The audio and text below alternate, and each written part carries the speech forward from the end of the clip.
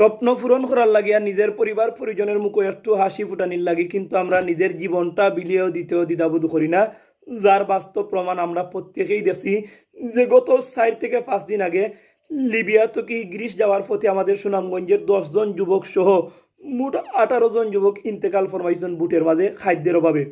সর্বপ্রথম আমরা তারা লাগে দোয়া করি যাতে আল্লাহ রাব্বুল আলামিন তারারে জান্নাতের আলা মাকাম দান করুন।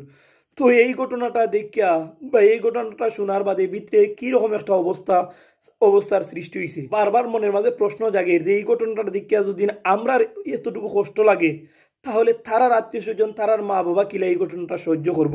ভিডিওটা আজকে বানানোর মেইন উদ্দেশ্য হইল যে আমরা যারা লিবিয়া টু ইটালি বা লিবিয়া টু গ্রিস যাই, আমরা কিন্তু প্রত্যেকেই এটা জানি যে লিবিয়া টু ইটালি যাইতে হইলে হয়তো আমি নিশ্চয়ই নাই আমার মৃত্যু আর নাইলে আমার সফলতা, এই তিনটা থেকে একটা জিনিস কিন্তু আমরা প্রত্যেকেই জানি।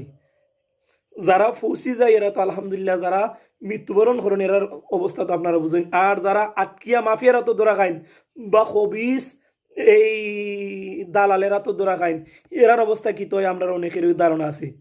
দেখা গেছে যে টেকাও যায়, শেষ মুহূর্তে বাংলাদেশে একবারে ফকির, বাড়ি টাড়ি সব তারানি লাগে।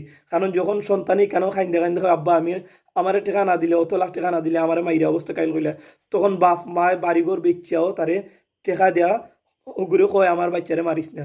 তো টেকা যায় শেষ মুহূর্তে বাংলাদেশ। তো হইতাম চাইরাম যে যেহেতু আপনি টেকা শেষ মুহূর্তে খরচ করবাও, তখন আপনি আগতো কি বৈধভাবে আপনার বাচ্চারে দেওয়ার চেষ্টা করেন না। কেন যারা গেছেন গিয়ে আগে ইটালি বা গ্রিস তারার লাগে শুভকামনা। বর্তমানে যারা চেষ্টা করা আমি আপনার পরামর্শ দিমু যে এইভাবে নিশ্চিত মৃত্যুর পথে আপনার বাচ্চারা না দিয়ে আপনি বৈধভাবে চেষ্টা করেন। হয়তো বা 2 দিন আগে হইতে আসলো, 2 দিন পরে হইব, তার বাদেও তো একটা আশা থাকে যে আমার বাচ্চা এখানে ফসবো। হ্যাঁ, এটা কইতে পারেন যে আল্লাহ কিন্তু এমনি বিপদ দিতে পারেন না, বিপদ কোন সময় খার আইব এটা আমরা কেউ জানি না। কিন্তু লিবিয়া টু ইটালি বা লিবিয়া টু গ্রিস এটা কিন্তু আমরা জানি যে নিশ্চিত বিপদের সম্মুখীন কইরা দিছে আমার বাচ্চারে বা আমার বাইরে বাতিজারে। কিন্তু বৈধভাবে গেলে যদি তার কপালও থাকে হয়তো মৃত্যুবরণ করবো বা দুর্ঘটনার শিকার হইব।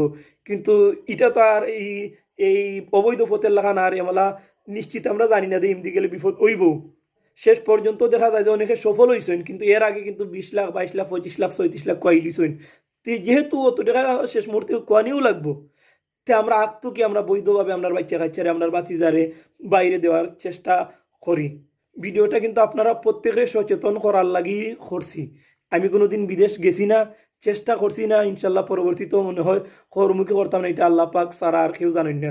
মূলত গত 4-5 দিন আগের ঘটনাটা দেখিয়া মনে করলাম যে কিছু কথা কই, হয়তো আমার এই ভিডিওটা একজন মানুষ হয়তো এই ভিডিওটা দেখিয়া হে সচেতন হইতে পারে, তার লাগে করছি। খেনে জানেননি, কারণ টেকা যেহেতু আমি শেষ মুহূর্তে আমার খরচ করা লাগবো মাফিয়ারা তো ধরা খাইলে, তাই আমি আগ থেকে আমার বাচ্চার লাগি বৈধভাবে তারে বিদেশ দেওয়ার চেষ্টা করি। 2 দিন পরেও নাইলে ওইব, কারণ চেষ্টাই সফলতার চাবিকাঠি আমরা প্রত্যেকেই জানি। তো আমার বিনীত অনুরোধ থাকবো যে এইভাবে যেন আমরা নিশ্চিত বিপদ বা নিশ্চিত মৃত্যু যেই পথে, সেই পথে আমরা আর কোনো আত্মীয় স্বজন রে, কোনো প্রতিবেশীরে না ফাটাই। মহান আল্লাহ রাব্বুল আলামিন যেন আপনার আমাদের প্রত্যেকের প্রবাসী ভাই বোন হলতে সব সময় হেফাজত রাখুন ও আশা ব্যক্ত করিয়া ভিডিওটা আজকের মতো ওখানে শেষ করলাম। আসসালামু আলাইকুম।